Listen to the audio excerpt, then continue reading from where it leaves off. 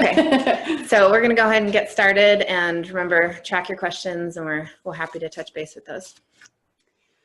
All right, so first I want to talk about that we are an ACA accredited camp. Yeah, we get that on their screen. Actually, we need to share the screen first. Huh? ACA accredited camp. So ACA is American Camping Association. And what it means is that there's a list of rules that we need to follow in order to be accredited. There's rules for food service, there's rules for program, transportation, safety, risk management, all of this kind of stuff that, and this is like a nationwide thing. So a group of camp professionals come up with all these rules, and we have to make sure that we're following them. And we get visited by ACA visitors and making sure that we are following all these rules. So it's really kind of like a safety thing. And any ACA accredited camp means that they have followed all these rules, and that they are, they're basically a safe camp, and that they have thought about how all of this stuff works. And then ACA, one of the ACA requirements also is with our staffing, that we have 18 and over staff. All of them are background checked. All of them that do the high risk activities like high ropes or lifeguard or archery, that they get specific training, then get an actual certification. So we have, even our kitchen staff, everyone has food handlers permits. They all know how to cook food safely, cool food safely, all that kind of stuff. So everyone gets very specific training per the ACA rules that we have. Like I said, the high ropes course, we have a company called Synergo that comes out and inspects our ropes course and trains our staff to make sure that everyone's certified and knows what they're doing and everyone's safe. And our lifeguards go through the American Red Cross lifeguard course. And then they do an extra module for waterfront to make sure that they know how to lifeguard at a lake instead of a pool, because there's a huge difference there. And our staff are pretty awesome and fun. So, oh, I had something else I was going to say about that, but I'm not sure what it was there. So I'll come back to it. I don't know what that is. All right. So I am going to let you guys know there's a lot of emails leading up to the first day of camp. And so preparing you to see those, we send emails on how to prepare for camp, which include packing lists and deal with homesickness, which Robin will discuss here today as well. And so a lot of good ACA links that you can find on their website, but we will send you that information, some frequently asked questions, some really good helpful information to just make sure that you and your camper are preparing so that everybody's comfortable with your week or however many weeks you're at camp with us this summer. So be prepared to see those and feel free to respond to any of those. That will come to me, and I'm happy to address any of your questions and make sure that you guys feel comfortable again. Also want to remind you of your health form and any waivers. During the registration process, we've moved all of that to online. So you had to fill out the health form or any waivers if your camper is doing a rafting trip or aerial silks or anything like that. So those should be completed. If you have any questions about any of that, feel free to send me an email. We'll go over how to contact us at the end. And so, again, all of those forms should be completed through the registration process, but we can definitely just make sure all of that is taken care of prior to your camper arriving at camp. So if you have any questions, we can definitely connect after this webinar on those specific details. And then we're going to go into the Ultra Camp website, which is the database we use to where is the thing? For the registration process. So this is your home screen when you log into your account. And so you may not call it Ultra Camp. You go through it through our website. But this is what you see. So you can make sure that you're accessing your account, because there are a lot of things on here that you can find out that we'll go through while your camper is at camp. So here you can see everyone on your account. You can see what everybody's registered for. find out important information. The areas I want to bring your attention to today are here under this additional options tab. We're going to look at photo gallery, email a camper, and then something called friending an account or a friend account. So the photo gallery, every one of you have access to your camper's specific camp week. So if your camper is coming to Water Week, while the Water Week session is going on, when you log into your account, you can go to this photo gallery and you will be able to select Water Week and see camp photos from every day of that week. So we do try our hardest to get every camper into at least one photo, but you get a general idea of all the activities and all the fun that everybody's having as well. And then again, that will only be for your camper week that they're attending. And then we just ask for a little bit of patience with that as well, because we are in the forest of McCall and our internet connection is not always the best. So there may be a day or so delay in getting those photos up, but we are actively working on that every day. So if you do have questions, you're not seeing your camper in photos, feel free to contact us as well. And then the email a camper, this is a one-way email system. During the registration process, you would have seen the ability to purchase a block of emails. It is $5 for 15 emails. And so again, this is one way. You would go to this link, email a camper, and your camper name will come up. And you can text or write your email body right there. And that will send it to us. And then we print it off and give it to your camper at lunch every day with our regular mail call.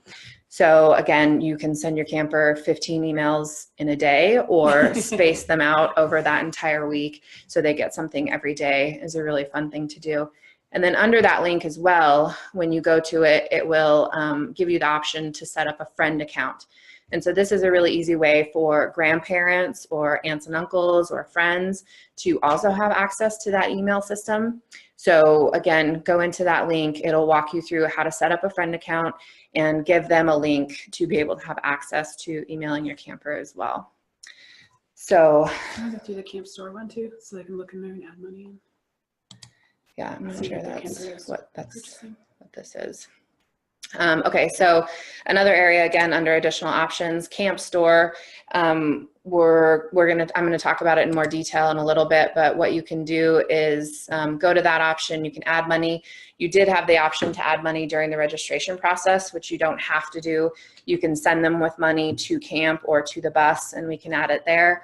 Or you can come onto this area of your account and add money here. So it will list your child's name, and you can add money here. And then important, I'll go over this, this question here in a little bit as well. Something else you can do is you can track this while your camper's at camp. And so if they have a balance of 0, you can hop in here and give them more money. You can also track their history, so you can see what they're purchasing if you would like, and just kind of being aware of what they're having. But again, I'll go into those details when we get into the Brown Bear section. All right, so going a little bit back to the mail that Diana was talking about, the packages that you guys send to camp, well, we'll tell you the address. There's 2 different addresses. Make sure you're sending them to the P.O. box, and we'll give you that at the end so that it gets to us. But every day at lunch, we do a mail call. And if campers get either a package or 3 letters or 3 emails in one day, then there's choices for them. A lot of kids like to get thrown in the lake, but the biggest choice is that they can get thrown in the lake. If they don't want to get thrown in the lake, they can stand up and sing a song in front of everyone. And if they don't want to do that, they can appoint their counselor to get thrown in the lake for them or sing a song in front of everyone. So getting lots of mail is pretty fun. But the one thing I will kind of let you guys know about sending lots of mail is that if you're going to send packages, make sure that there's no food in the packages.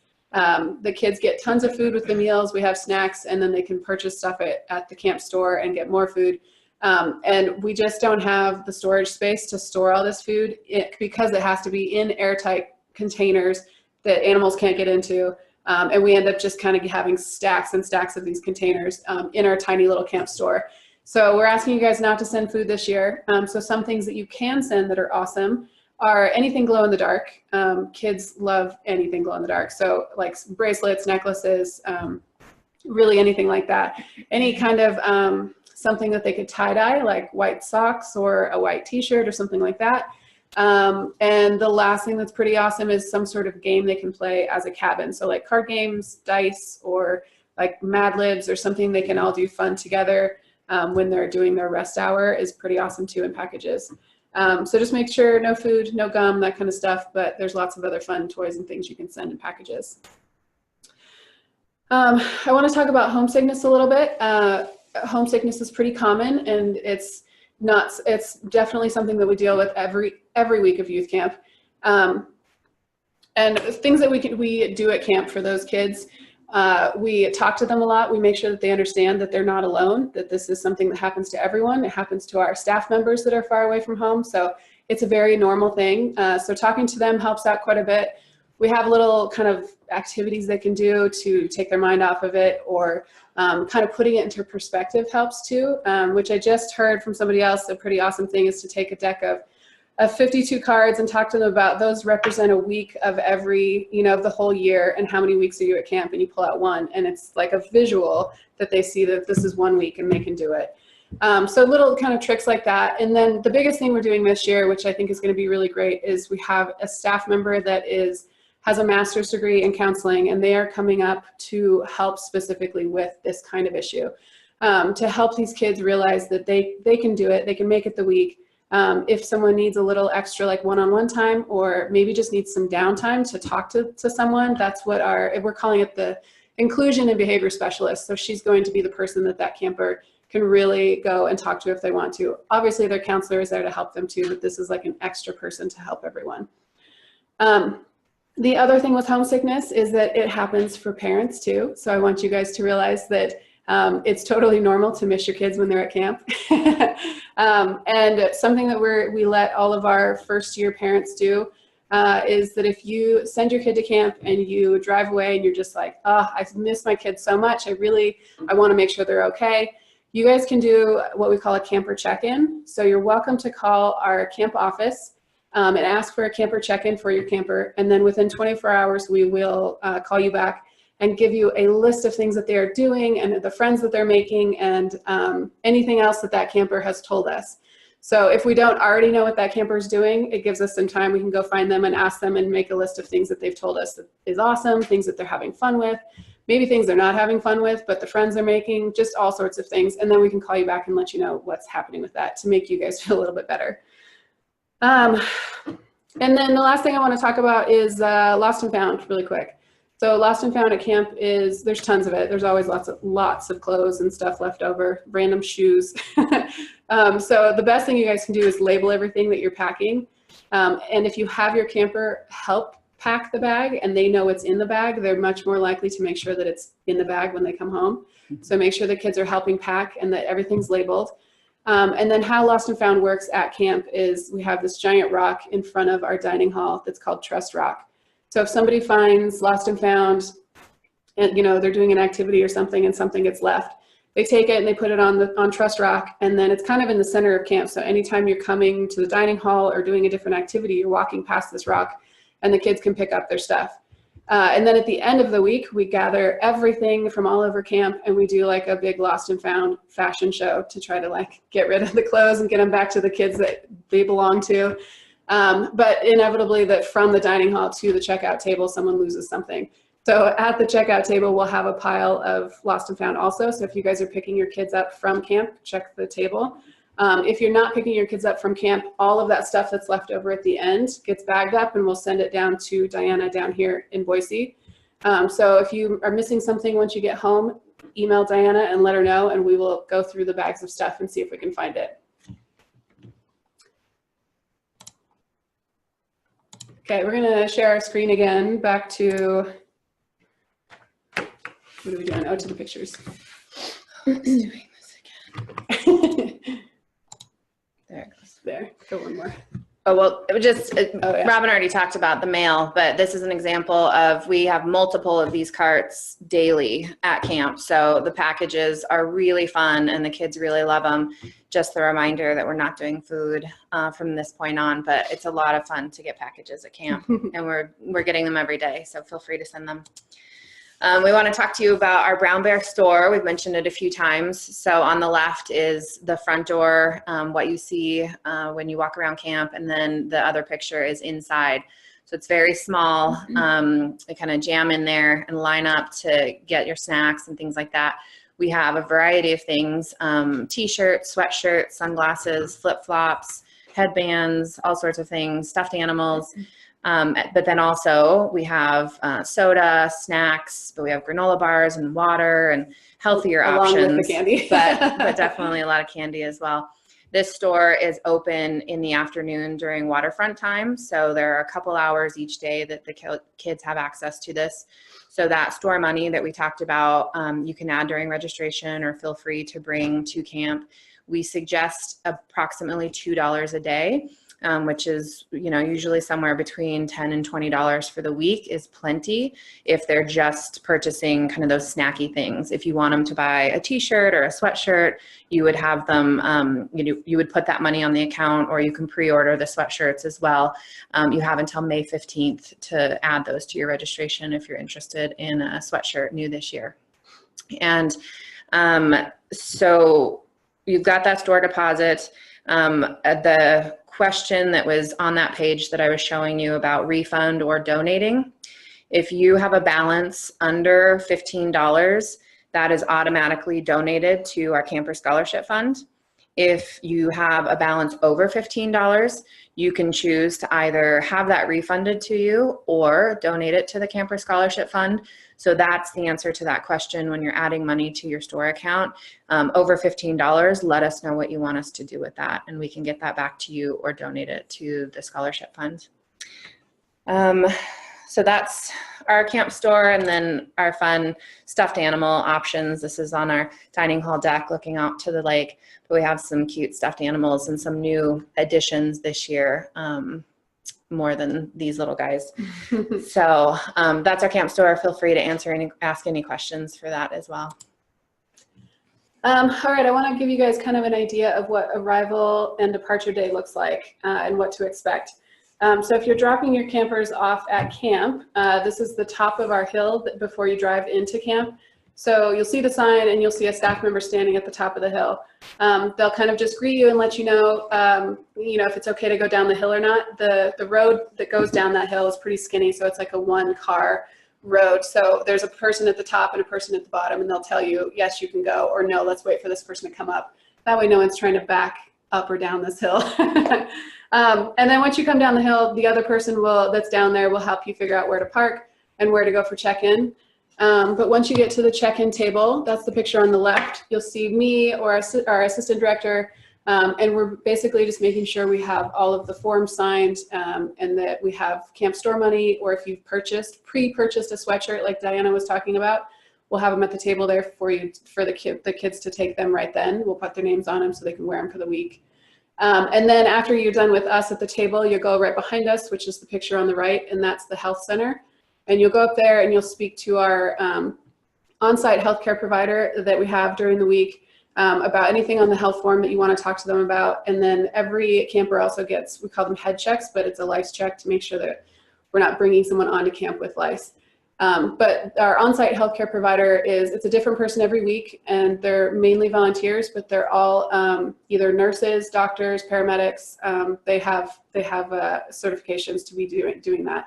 And they're there for the whole week, and they help us with all sorts of things. It's a lot of Band-Aids and stuff, but they're pretty awesome. So if you have any concerns about any medication you're sending with your kid, or any medication that we have at camp, you can talk about it with that person then. And then once you're all done with that, you can go down and meet their counselors.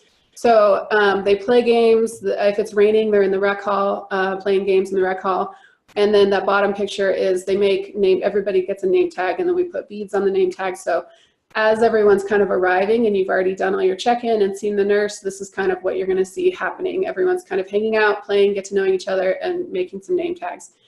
You will meet your camper's counselor, and so if you have any questions then, feel free to ask them.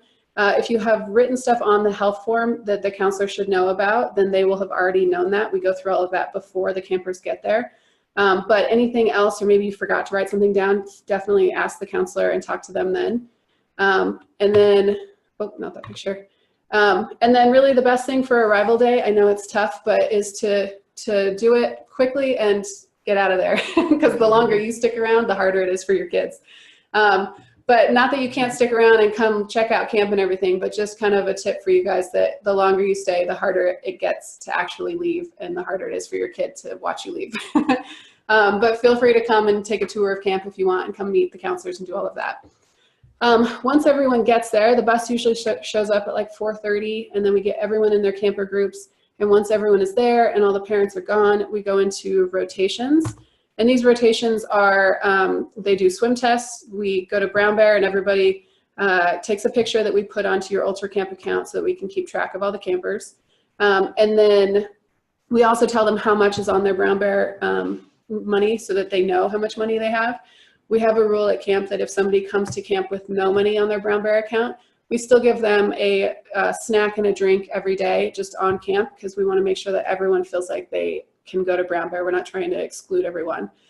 So we tell everyone, every camper comes in individually, and we talk to them about what they have in there and what they can buy and that kind of stuff. And then they go down and do swim tests. And with the swim tests, it's just make sure that your camper knows that if they're kind of unsure about the water or unsure about swim tests, they don't have to take it. They all go down there so they can hear the rules, and they can kind of cheer each other on as a cabin, but you definitely do not have to take the swim test. And if they take the swim test and maybe they don't pass, and I'll tell you what the different levels are and stuff, but maybe they don't pass, they can always try again the next day. So it's like a daily thing that they can keep trying. So our waterfront is split up into different, we put them in colors so that the kids can remember them, but it's shallow to deep water. So deep water is red, the middle is yellow, and then the shallow water is green. So if they do a swim test, it's 4 lengths in between the dock. And if they pass that, and they have to do it freestyle or a breaststroke, if they pass that, then they can be a yellow water swimmer, meaning they can swim in yellow and green without a life jacket. They can swim in red with a life jacket. But if they do those 4 lengths, plus they tread water for 2 minutes, then they're red, and they can swim in all the water without a life jacket. Or they can be green, which either is they didn't pass the 4 lengths, or they just decided they didn't want to take it. They can still get a green wristband, and they can swim in green water without a life jacket, and the other 2 with a life jacket. So no matter what, make sure that they're not nervous about it, because it's really flexible, and they can always talk to our waterfront coordinator, who is actually the same one in this picture on the bottom right there. Her name's Pippi with the red hair. So they can always go and talk to her and see what they want to do about swim tests. The other thing they do during rotations is go to their cabins, and they do cabin rules. So they all get to choose rules together that they want to follow for the week, and kind of get to know each other and set some boundaries for their cabin space. And then departure day at the end of the week, there's kind of a similar process. We have breakfast, and then we do the whole lost and found thing, and then we go down to campfire and take a group picture, which is the one on the top left there. And then after the picture is done, and we take the pictures of, there's multiple groups. There's like a leader and training group, staff and training group. So we get everyone to take their own group pictures. And then we come up and we do, the picture on the bottom left there is circle up. So we all get in a big circle, and the kids get to sing their favorite camp songs one last time. So that usually is about a half an hour of just singing all the songs they possibly can think of that they will miss the rest of the year. So if you guys show up right around like 9:30, you'll probably see us singing songs. And then at the end of that, before the kids get on the bus and before we start checking everyone out, we do what we call the H line. And that's the picture on the right. So all of our staff line up in a big line, and the campers get to go through it, and they can either high five, hug, or handshake, so that they get to say bye to all of the staff members, and all the staff members get to say bye to them. And then after that, we put them on the bus, make sure everyone's there, they've got their lunches and water and everything, and then we start checking everyone out that's car campers. So when you check your camper out with us, we'll be sitting at the table just like check-in, but you'll need to bring your ID with you, and you'll have to be on your online account as an authorized pickup. So if someone comes to pick up a kid that is not an authorized pickup or does not have their ID, we have to contact the primary person on the account and until we can contact them and make sure that this person is okay to pick up your kid. So it just takes a little bit longer if you forget your ID or you're not on the authorized pickup list. But so make sure if if you're not going to be there and say aunt and uncle or someone's going to pick them up, make sure to go on your account and add them on there so that we don't have any issues at departure day. And like Robin mentioned, we do have the bus travel option as well. We offer bus transportation from Pocatello, Jerome, Boise, and then up to camp, and the return trip as well. So if you are putting your camper on the bus in Pocatello or Jerome, we suggest coming to camp if you would provide them with a lunch and water. And then when we send them home, we pack a lunch for them. So it's kind of a longer trip. And so we want to make sure that they're fed and hydrated, especially on the summer travel in the bus. It gets a little warm. But so again, our staff will be on the bus and greeting you in Pocatello and Jerome. I will be on the bus in Boise. I do all the check-in and everything in the parking lot, and then I stay in Boise all the time, so I don't get to hop on the bus and go up to camp. So I will be there. Feel free to ask me more questions or any preparation leading to that. But we have quite a few kids that take the bus, and they tend to be the repeat campers, so not too many new campers on the bus, but it is an exciting time to start the camp experience. So the staff on the bus start singing songs and talking about, you know, the activities at camp, and we have some leadership staff on the bus that help with that as well. So it can be a really fun way to start the summer camp experience. And then we have that return trip as well. So if you have any questions about that, feel free to reach out. Okay, I want to talk a little bit about just like a typical day at camp and what we do and what it looks like. So we have chapels. We have we call them morning celebration and evening reflections. So there's a chapel in the morning, chapel in the evening. And each of those, it's a daily theme that we do. So there's kind of an overall theme for the summer, but there's a daily theme for each day. And those themes typically end up being something like diversity, community, how to treat your friends, that kind of stuff. They're very like big concepts that kids can really grasp, but then we use stories from the Bible to talk about those. And then we do fun activities like these two pictures are showing, to kind of like get the kids engaged, to make them understand what it means to have diversity. Or I can't remember what they're doing on the picture on the left, but the one on the right, actually there was two campers and they both got the same picture. I think it was a butterfly, and they had to paint the butterfly on a staff member's face. And the butterflies turned out completely differently, even though they had the same picture. So then we talked about why that is and how we're all unique. And so those kind of themes are what we do for the morning and evening chapel.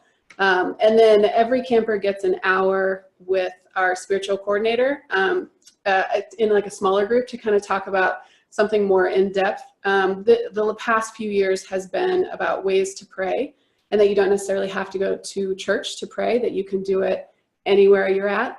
And that there's a million different ways to do it. So like last year we talked about prayer stations, and each small group got to create their own prayer station. These are some of them. There was a Scrabble station. The one on the right, you got to make a little person out of a pipe cleaner, and it represented someone you were thinking about.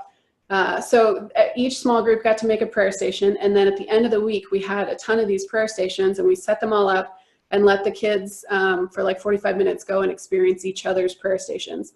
So that's the kind of stuff that we do for our spiritual connection time, which every kid gets an hour to do that with our spiritual coordinator. Our spiritual coordinator is usually somebody who's just like the same age as the rest of our staff. They're usually like 18 to 25. And it's someone who just really loves God and likes teaching this kind of stuff to kids. But then we do have at the end of every week, like the Thursday, Friday of every week, we have a priest from around the diocese come up and just talk to our kids about what it means to be a priest, what it's like, why they got into it, and that kind of stuff. Last year it was like we called it coffee talk, and they all dressed up, the staff members all dressed up, and the kids got to write down questions and ask the priests questions, which there was some pretty awesome ones. It was fun. So it's always like a fun activity to kind of get the kids engaged with things. And then morning activities, so chapel, and then we clean up cabins, and we have morning activities. The kids get to choose all their own activities. So this is a typical schedule. This is what the kids will get when they get to camp. Although a lot of these spots where there's handwriting, those will be blank. Some of them will be filled in depending on the camp that you're at. So Ultimate Event, I think this was an Ultimate Adventure schedule. And at Ultimate Adventure, during registration, they get to choose for I think 4 or so activities that they want to learn a lot more about. And so they do it for a whole day. So this person showed up to camp and they already had paddleboarding on Monday and they already had sailing on Wednesday. But Tuesday, Thursday, and Friday were all blank spots. So we have an activity sign up night on the first night of camp where every camper gets their schedule, and then there's different tables for different activities, and they can walk around and fill out their schedule based on what activity they want to do. They can do it with their friends, with their cabin, or they can just do it by themselves. And our staff kind of walk around and help them figure out what are these activities, do they want to try them, that kind of stuff. So they get to choose their own schedules, which is pretty awesome, and then they're pretty excited to actually do them during the week. And then talking about meals a little bit, this is what the inside of our dining hall looks like. We serve all of our meals, like on the picture on the right, through the buffet line like that. Everyone comes in, gets their food, and then goes out the side doors. So the salad bar is available every lunch, every dinner, and there's a whole lot of stuff in there. The kids typically are choosing like croutons and pepperoni, yeah. But there is like cucumbers, there's carrots, there's all sorts of things in the salad bar. So if they go through that first line and they decide, I don't want grilled cheese today, I want a salad, they can make a salad. And then there's also always sun butter and jelly on the counter for lunch and dinner. So they can always make a sun butter and jelly sandwich if they don't want any of that other stuff. And then as far as like dietary restrictions go, when you guys signed up, you can put in if your kid is gluten-free, dairy-free, whatever it is that is special about their diet. And then our kitchen staff can, we put it in a separate space, and then we just make sure we know which kids those are. So when they come through the line, we say, hey, this food's for you, so that they get the food that they need and it's not separate and they don't feel like it's separating them from everybody else. And we are a 100% peanut-free facility, so any snacks in the brown bear or anything like that, if anyone has a severe allergy, there are no peanuts on camp, and that's why we have the sun butter and not peanut butter for the sun butter and jelly sandwiches. And I should probably also mention that we are health code regulated. We get visited by the Department of Health and all of that, so we're just like a restaurant, and that's part of why our kitchen staff all have the food handler's permit. I actually have a ServSafe permit also, so I always make sure that all of that kitchen stuff is happening like it should. And this is our dining hall deck. This is what it looks like at a typical meal. The kids they all sit in their cabin groups there, and it kind of overlooks the lake, so it's a pretty awesome place to have breakfast, lunch, and dinner. After lunch every day, we have a rest hour. We call it Toes Up, where they can kind of hang out. That's a perfect place to write letters, to read books, to do like little Mad Libs or whatever it is you've sent in the package. And then right after Toes Up, we have all the waterfront time. The only other thing I want to say about the waterfront, besides we have the lifeguards and all of that stuff, is the picture on the right there is our buddy board. So it's a way that we can track all the kids on the waterfront and make sure that we know where everyone is and we know that they're being safe. So our buddy board has the same colors as the colors on their bracelets that they get after the swim test. So there's red, yellow, and green. And anytime they come into the waterfront, they have to check in with our buddy board person, and they have little tags that they put them in the right area of where they're swim tested to with their buddy. And then anytime they go out of the waterfront, they have to check out, and then we put their tags in the correct spot. And then about every 15 to 20 minutes, we do a buddy check, and all the kids get out of the water, find their buddies, hold their hands up, and we count them really fast to make sure we have everyone where they're supposed to be. Those buddy checks typically take like 1 minute, so they're pretty quick. The kids don't even realize that they're missing any kind of waterfront time, and it really helps keep the kids safe and make sure that we know where everyone's at. The other thing we started doing in the last couple of years is instead of just doing waterfront time, we were noticing a lot of kids just sitting on the beach and not wanting to swim. So we decided to make waterfront into free time. So the kids can come down to the waterfront and check in at the buddy board and play. Or if they want to, right above the waterfront, kind of in front of the dining hall, is this big open space. And we have cornhole, friendship bracelets, basketball, so some other games that they can play so that they don't have to be down at the waterfront. And then we have staff kind of roving up there and watching the boundaries and making sure kids aren't going back to their cabins or going somewhere they shouldn't be going. So instead of keeping them down on the waterfront, we are letting them kind of hang out and do other things, which is pretty awesome, especially when it's cold and the kids don't want to get in the water. What's next? Oh, so at the end of the day, every day we do, well, it's campfire. We do Monday, Wednesday, Friday. And then on Tuesday, Thursdays, we have either like a camp dance or an all camp game, like capture the flag or something like that. But the campfires are pretty awesome. We all come down to campfire and do skits and songs, and your campers have a chance to, you know, do something if they want to. So if your camper is super into singing in front of people, or maybe they love telling jokes, they can sign up to do campfire and they can come up and tell jokes in, you know, in front of everyone. We also sometimes have, pretty much every week we have a talent show, so they can also do a talent show. If if they know how to play guitar, we have lots of guitars at camp and they can come up and play guitar, and probably someone's going to sing with them. So there's a lot of chances for your camper to kind of get up and show off their talents. And then at the end of every day, we have evening devotions right before bed. It's kind of like a quiet wind down time. Sometimes it's storytelling inside your cabin. Sometimes it's like listening to some sort of calming music or something. But like this picture, it was pretty amazing sunset. So all of the boys' cabins went down to the beach and had a little, like what was great about your day, what was not so great about your day. And they all did it together as a group with the sunset, and it was awesome and amazing. But it really just kind of like quiets down the kids, and then it's easier to get them to go to bed after that. Is that it? Okay. So we're going to share the camp website really fast. Point out some different areas for you to look at. Robin's going to mention we have social media options for you. Yeah, if you guys, especially, I'm in charge of the Facebook and Instagram accounts and Twitter. So during the rest of the year, I try my best to get stuff on there. But especially during the summer, when your kids are there, we are posting every day something. So if you guys want to kind of see what's happening at camp and just kind of get an idea, I would follow us on Facebook and Instagram for sure.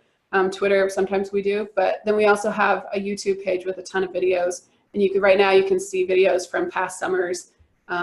And there's some other ones on there, staff videos and stuff too. So follow us on one of those and you'll see lots of updates, especially, it's almost May, so you'll see them coming up soon here. Yeah, and then, so this is just the homepage. So if you scroll all the way to the bottom, you'll see those links. And then we want to draw your attention to the resources over here. So we mentioned this is the physical address of camp. So if you're coming to camp, this is what you want to use. You have all this information in your camper information packet as well. The mailing address is the P.O. box. You want to send mail to the P.O. box. We can receive mail at camp, but it can be delayed. So the P.O. box in McCall is much more reliable. And then this is the email and phone number for myself as a resource.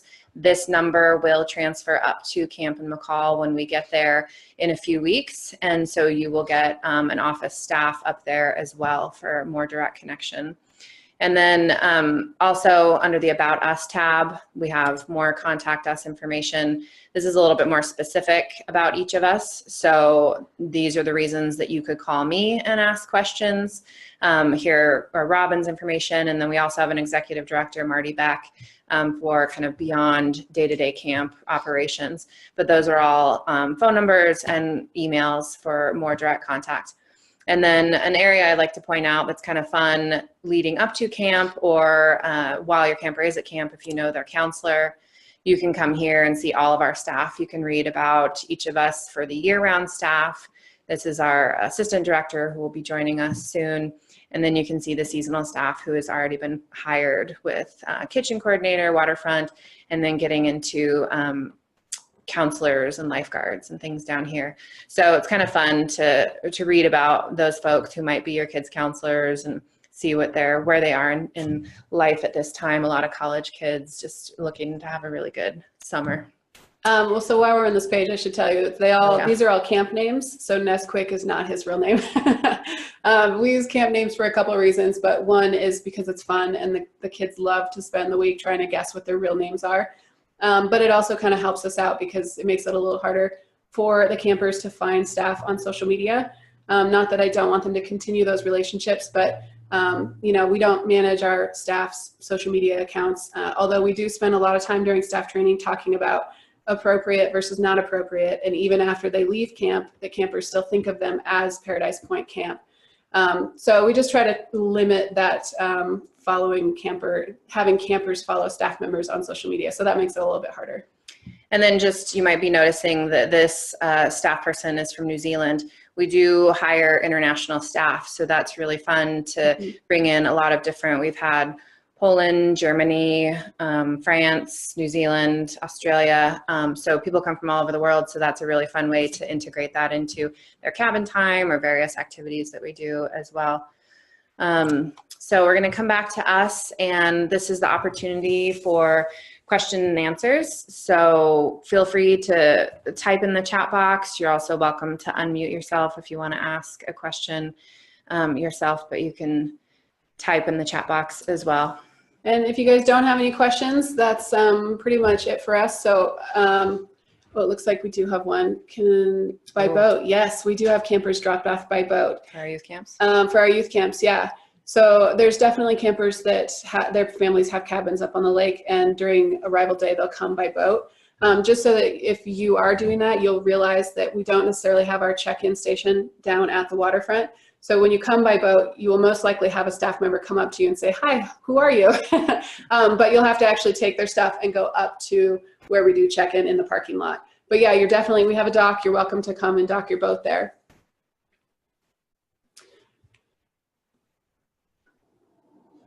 Some questions that we've had, you're welcome. Some questions that we've had in the past are stuff about the stayover sessions. So I'm not sure if your kids are coming to 2 different weeks, but there is it's called a stayover session, but it's really just that 24-hour period between Saturday drop-off and Sunday arrival day. So if your kids are coming back-to-back weeks, you can pay $50 to have them stay with us, and we have 2 staff members that stay with them during the weekend. We feed them.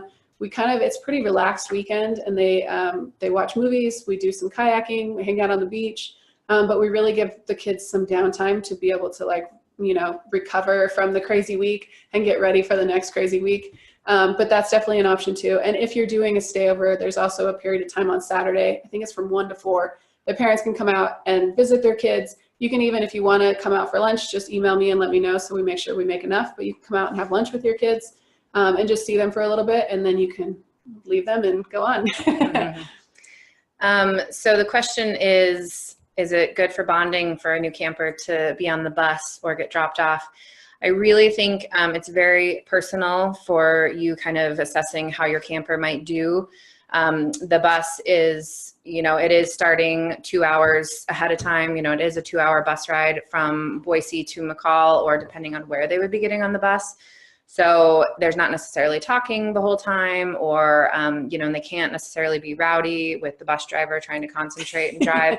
So, if you think that they might feel a little extra lonely or want a little bit more time with you up until, the moment they're with their cabin, I would really assess your camper on an individual basis. Do you think if they would enjoy that starting at that point, if they're really a social person and they like being in that group, but they can handle some quiet time on the bus, I think it would be a great thing. But, it's really fun for the parent to see camp and to see that together for a few minutes before you guys leave. So yeah, I think it's on an individual basis. We try to make the bus fun for sure. Do you want to address the bug spray? Yeah, the bug spray, it's same question kind of goes for sunblock too. The bug spray with chemical restrictions, and if you should send something with DEET, it's really up to you guys. If your camper can't have that kind of chemical on them, whether it's sunblock or the DEET, put it on their health form, and we'll make sure that we don't put that on there or that they don't share with somebody else. But you guys can bring up whatever you think is best for your kids.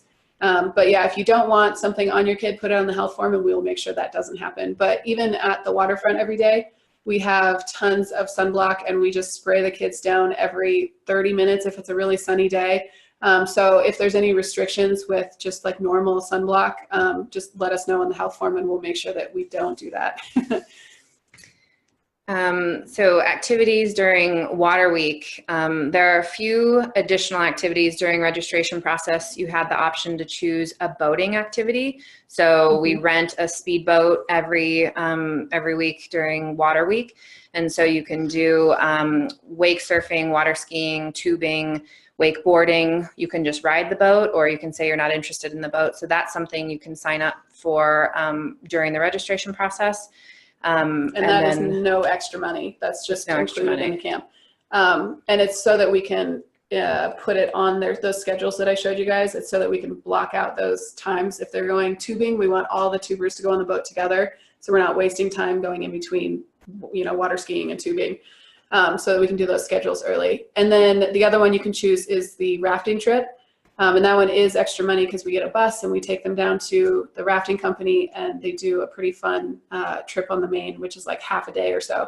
And it's a pretty mellow trip. There's a couple of pretty fun rapids, but one of the ACA rules is they all wear helmets for these things. So you'll see some pictures jackets. And life jackets. Yeah. You'll see pictures of the rafting and they're all wearing helmets and life jackets.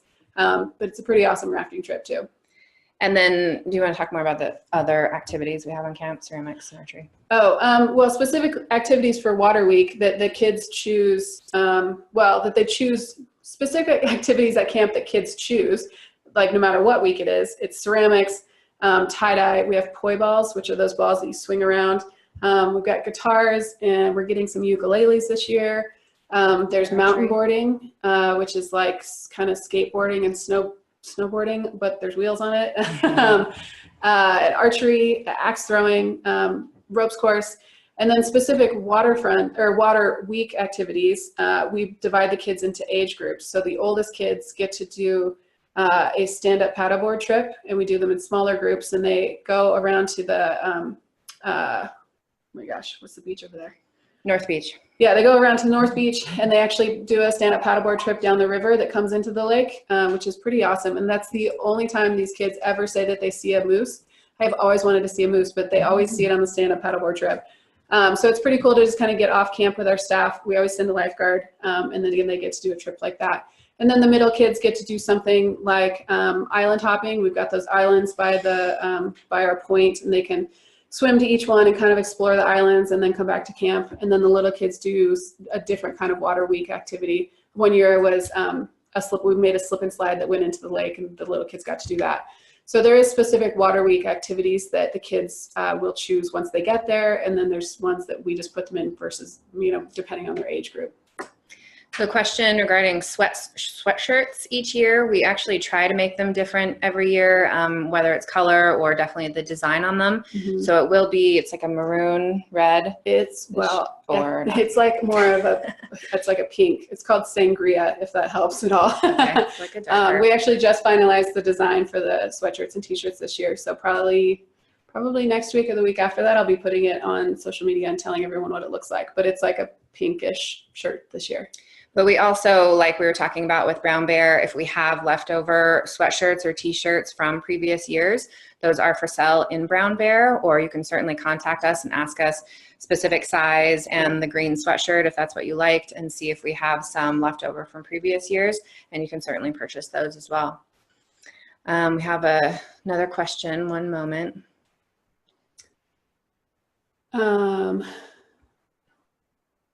The best way to make sure that they get all of the information.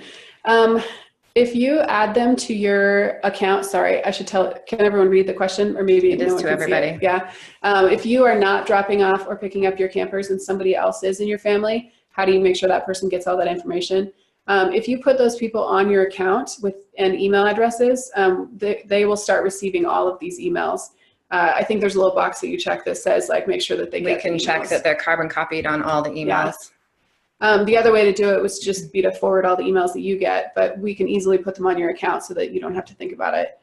And if they have questions at a time, especially if parents are going to be out of the country or not in service, we're happy to be in touch with those family members as well for our comfort level and for theirs. Do we answer all of that? I didn't read the end of it. I think so. Okay. Emails on the account. Yes, awesome. Yeah, and if you have any questions about adding anyone to an authorized pickup list, it is right there on your homepage when you log into your account, but feel free to ask as well. Okay, any other questions that we typically do? Cabin mate request. Oh, we can talk about cabin mate requests real fast, and then we can see if there's anything else. But we get a lot of questions about cabin mate requests and why we only do the reciprocal, because we do ask that your child puts the one person that they want, and then that one person puts your child so that they match. Those are guaranteed to be in a cabin together as long as they're the correct age. So they don't have to be the exact same age, but our cabins are, it's another ACA rule that we don't put a 7-year-old in the same cabin as a 12-year-old. So our cabins are within 2 years. So 7, 8, 9, or 9, 10, 11, something like that. And we really try hard to make sure that it's like only 7 and 8-year-olds or all 7-year-olds. So our cabin mate request is if they're within 2 years of each other and they are reciprocal, we will guarantee that they'll get in the same cabin together. If, for say, you've got 5 people that want to all come together, putting them all have a different name, so it's like a big circle, doesn't really help anybody because then nobody's reciprocal and nobody gets in the same cabin. So if you have a group of like 4 or 5 kids that all want to be together, make sure that 2 of them add each other, 2 of them add each other, and maybe the other one just puts one of them. And you can always email Diana or myself and we can see if we can get them in there. But part of the reason why we want to make sure that we're not getting 6 kids all together in one cabin that already know each other is because then they don't tend to branch out and make new friends, at least not as easily. So if we've got 6 kids that all know each other and our cabin actually holds 7, there's 1 kid that's kind of left out from this group. So we try to make sure that kind of stuff doesn't happen. But we also want to make sure your kids are having an awesome time. So if it's really important to get these 3 together, we will do our best to do it, but make sure 2 of them are reciprocal and then ask us about that last one and we'll try to get them in there. So in the event of an emergency, do we have an evacuation procedure? We do. It depends on the emergency, but we have fire drills that we do. So another ACA thing that we have to do. Within 24 hours of kids showing up to camp, we have to run one of our drills. So it can be a fire drill, it can be a lost person, like a missing person drill, or it can be a waterfront emergency drill. And so there's different procedures for all of those, but we practice them every week, and that's definitely something during staff training we go over a whole bunch. If you want to know more details about what they are, email me or call me and I will definitely tell you. And I have a question about registering for the cabin mate request. It was a question during the registration process. I know there are a lot of pages and a lot of information to fill out. So if you didn't see it, just feel free to email me. I'm adding cabin mate request. It's something that we can do all the way up until camp. So definitely just email me what, you know, the cabin mate's name is. I always suggest that you're touching base with the other family, make sure they have listed your child as well, and that they have registered. We do have a lot of camps that are filling up, and so we want to make sure that everybody is in camp if we're making that cabin mate request. Speaking of that, the wait list, yes. So a lot of our camps are filling up. It depends on which camp you're at. Ultimate Adventure and I believe Extreme Adrenaline still have spots. There's not a whole lot of spots in Extreme Adrenaline, but I think if you asked a friend to come now and they decided within the next week or 2, they'd probably get in. Ultimate Adventure has the most spots right now. I think it's because it's right when the kids get out of school and it's still a little bit cold up there, but that's easily a week that you guys could get into. But Water Week 1 is completely full, is that right? Mm-hmm. And Teen Camp. And Teen Camp is full, but Water Week 2 I think has some spots left for boys. Mm-hmm. So it really depends on the camp that you're looking at, but I will tell you that the wait list moves around quite a bit. So even if you put your friend puts themselves on the wait list and they're number 4 or 5, it's very likely that they'll move up pretty soon. It just seems like people put themselves on the wait list and then kind of make other plans and then they drop off. So it does move quite a bit. And you'll get kind of, is it weekly emails for the wait list?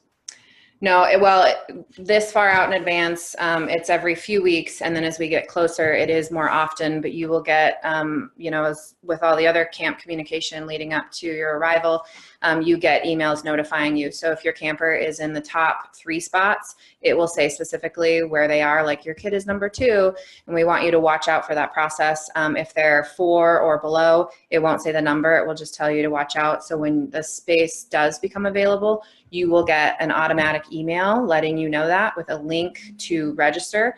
We highly suggest that you just, as soon as you get that email, go ahead and do it. Right now, you have 3 days to complete that registration process. As we get closer to camp, that changes to 24 hours because we try to make sure that, you know, kids get in. And so if plans did change, anything like that, just make sure you're watching your emails, because that does pick up. But like Robin said, the lists move a lot. We probably have on our biggest list right now 5, maybe 6 kids, and that at this point it's fairly likely that they're going to get in, whether we're able to open beds or move anything, or like Robin said, plans change and people will just automatically fall off of that list.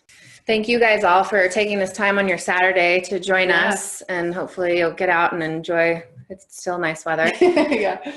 And again, definitely let us know. Check out our social medias. The videos are really fun and always make me cry every year. And feel free to email us or call us with any questions. Thank you guys.